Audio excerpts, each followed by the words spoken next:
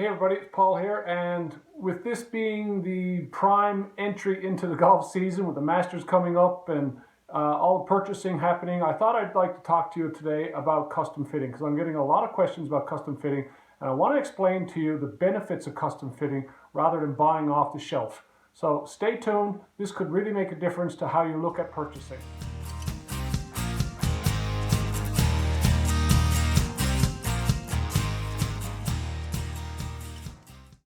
So I'm going to go through all the different scenarios that I go through in a custom fitting and let you see how each one specifically can improve your game, how it can be beneficial, and how it can add such great value to your clubs, knowing that all these little nuances are helping you play better, and knowing that you can get all of this for the exact same price as if you buy those clubs off a shelf or online somewhere with a click of a button. So stay tuned.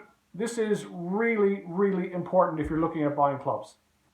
So the first thing I do in any fitting session is we have a chat. We have what we call a pre-fit interview. So I let you loosen up, hit a few shots. While you're loosening up, I ask you a few questions, get to know a little bit about your game, how long you've been playing, what type of game you play, what's your standard shot, what's a standard ball flight, what's an average score, what is your miss, do you have a tendency to be always left, always right, do you top balls a lot?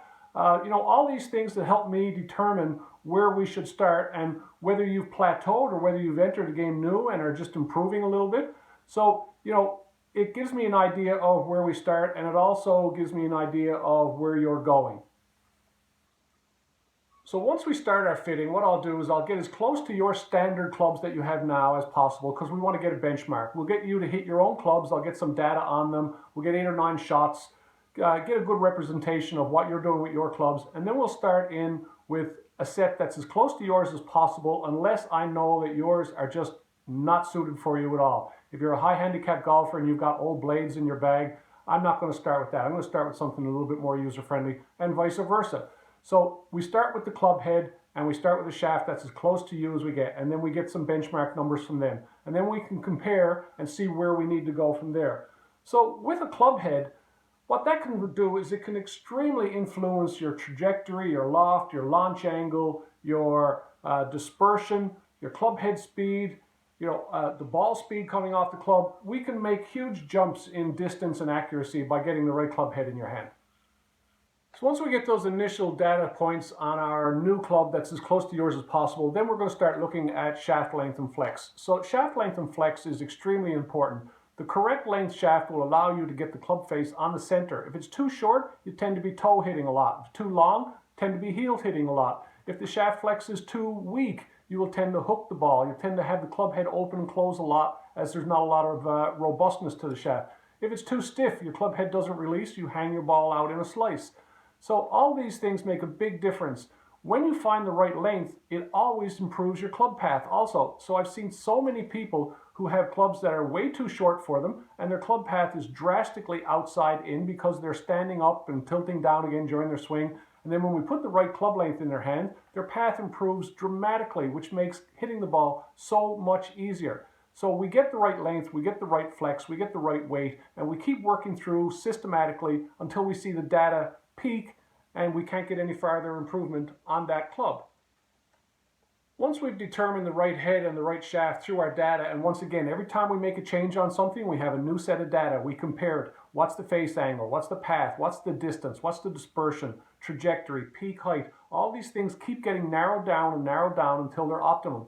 Then we move into the final stages of correcting your lie angle. So your lie angle, if your toe is up, for a right-handed golfer, your ball will tend to fly to the left. It will tend to start left of the line because your face is tilted left. For a left-handed golfer, if his toe up, it'll be the opposite. Your ball will tend to start right of the line. And if they're toe down for a right-handed golfer, your ball will start right of the line. And for a left-handed golfer, it will start left of the line. So we can look at where your shot starts, we can look at where it finishes, and we can make adjustments in lie angle and improve that. If your club is perfectly square at impact, and your club path is perfectly square, but your lie angle is off, your ball will fly offline, and there's nothing you can do about it because that's the tilt of the face. So we work on getting your lie angle to provide the ball flight that we desire. Then we start getting down the home stretch and we look at grip. So grip is the only part of the club you touch but everybody that buys offline or goes into a store and picks it ends up with the stock standard grip that comes on the club. It may not even be the grip style that you like, and it certainly is probably not the size that you need or that you like. So we look at different grips, we look at different options. I talk to you about what type of grip you like, check out how it sits in your hand, find the right size, and then we make notes of that also. Then we look at the set makeup. What should your set consist of? So for irons, it's nice to have a 5-mile-an-hour ball speed difference between irons. What we see with a lot of people, especially if they're not strong golfers, is that as they get into the lower clubs, the 6, 5, 4 iron and so, is that their ball speed drops and it doesn't have the same 5-mile-an-hour increment going through the set. So we see a lot of people that their 5 iron and their 4 iron go the same distance, or their 6, 5, and 4 all go the same distance. So we look at what's the best optimum for you in your set, and we get rid of clubs that don't do anything extra or just replicate distances that we already had. We look at then replacing those with clubs that do work, such as wedges on the high end or hybrids on the low end. And then we also then take the high end and we make sure that we have wedges that flow so that there isn't more than a 4 or 5 degree gap. And then when all is said and done, we put a report together and I send it to the person and they get to see what we've done, get to see results, they get to see prices. Once again, the prices are going to be exactly the same as in the big box store. They're going to be exactly the same as the company's website.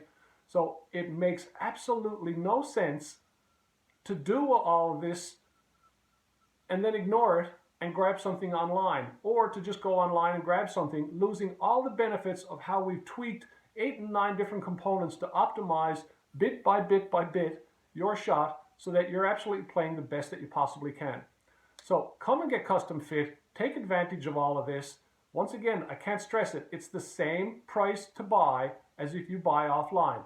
So why wouldn't you want to do it? Anyway, thanks again for listening.